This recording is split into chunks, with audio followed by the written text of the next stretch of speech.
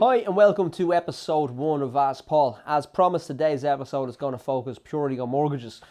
There's been an awful lot of changes from the central bank recently. I suppose the main thing that's changed here is for first time buyers. The deposit now required is only 10%. It was previously 20%. These changes come in effect from the 1st of January 2017.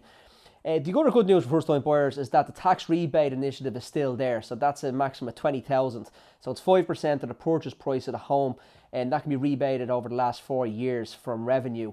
To give you an idea of the figures, it can go up to 400,000. It's 20,000 worth of a tax rebate, and that can go towards your deposit.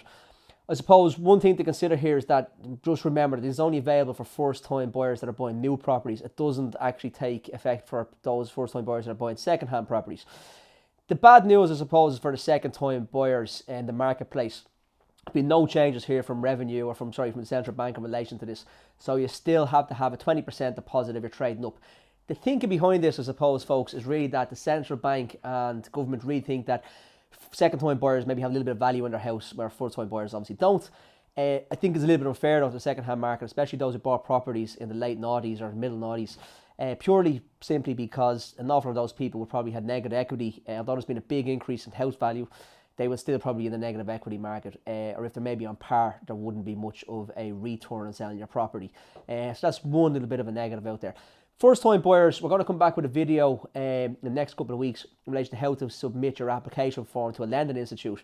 Most lending institutions that actually decline applications are over very, very, very silly things. So I'm going to take you through a very streamlined process of how to get your application ready, how to get your accounts in order. So make sure you click back in and the next couple of weeks have a look at that. We aren't going to discuss lenders or rates because obviously these changes come in effect with the 1st of January. So we're going to start that in January. We're going to look at lending institutions, which lenders are the best, which lenders offer the best kind of discounts or some offers that they have. So make sure you click back in as well in January. So make sure you hit the subscribe button on YouTube to figure out what we're doing and keep an eye on what we're doing. And please like and share. If you know any first time buyers, please put them in the comments box below and let them know about our videos. Thank you.